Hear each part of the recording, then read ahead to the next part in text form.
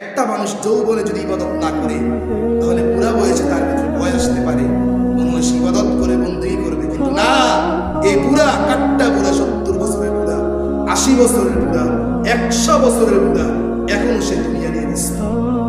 এখনো তার কপালে জুটে না নামাজের কোন সিস্টেম, এখনো তার কপালে জুটে না কোন তাসবিহ। বুড়া এর কত ডেঞ্জারাস চিন্তা করে। মারা যাইব একেবারে 2 দিন পরে কবরে যাইব, এখন মাজার খরচা করতে পারে না, এখনো তার কোটি কোটি টাকার ব্যবসা, কোটি কোটি টাকার ফিকির সে করে। সে থাকে ঢাকা, সে চিন্তা করে কুমিল্লা কেন দখল করবো, সে চট্টগ্রাম কেন দখল করবো, সে দেশের নেতা কেন। এখন কি তার এটা চিন্তা করার সময়? এখন তো সে আল্লাহর কুদরতি কদমে সিজদা দিয়ে সে আখিরাতকে ঝুঁকাবে, আখিরাতের দিকে ভ্রমণ করবে। কিন্তু এই দুনিয়াদার বুড়া, দুনিয়াও বুড়া, এই লোকটাও কি হয়ে গেল বলেন? বুড়া হয়ে গেল। এই জন্য হাদিসে পাকে আল্লাহ রাসূল সাল্লাল্লাহু আলাইহি সাল্লাম বলছেন, 3 ধরনের ব্যক্তি নামাজ পড়েও নামাজকে নষ্ট করে দেয়। কত ধরনের ব্যক্তি বলেন? 3 ধরনের ব্যক্তি নামাজ পড়েও নামাজকে নষ্ট করে দেয়। 1 নাম্বার নবীজি বলছে, যারা নামাজের মধ্যে, যারা জামাতে নামাজ পড়ে না, তারা নামাজ পড়েও তারা নামাজকে নষ্ট করে দেয়। বলেন 1 নাম্বার কে বলেন? 1 নাম্বার কে? মুফতি তো বহুত পাইবেন। মুফতি কি পাইবেন? বহুত আলেম পাইবেন। আপনারা দেখবেন কত ফেসিবাদী সরকারের আমলে অযোগ্য লোকগুলা যোগ্যের স্থানে বসছে, খাইয়া গেছে।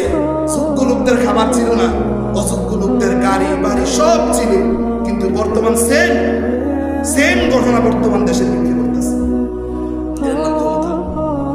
এর নাম কিতা বলেন? হ্যাঁ পাইবেন, বহুত পাইবেন, যোগ্য পাইবেন, অযোগ্য পাইবেন। আপনার ফাটিপ কথা কইব, আবার আপনার চেহারা বাল চাইয়াও কথা কইব, আবার থেকে 500 টাকা নিয়েও আপনার সাথে কথা বলবে। রাসূল বলছেন, নামাজ পড়েও যারা জামাতে শরীক না হয়ে নামাজ পড়ে, এরা নামাজকে নষ্ট করে ফেলেছে। আব্দুল্লাহ ইবনে আব্বাসের রওয়ায়াত, উনি বলছেন তার নামাজকে নষ্ট করে ফেলেছে।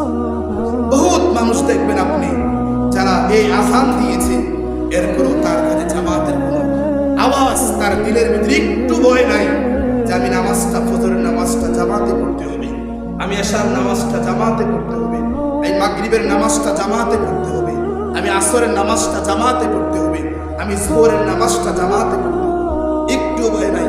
আবার কোন মুফতির কাছ থেকে মাসালা নিছে, উনি বলছে ঘর নামাজ পড়লে নামাজ হইয়া যায়। বুঝেন নাই? নামাজ তো হয়, কিন্তু নামাজকে নষ্ট করে ফেলেছে, নামাজকে নষ্ট করে ফেলেছে।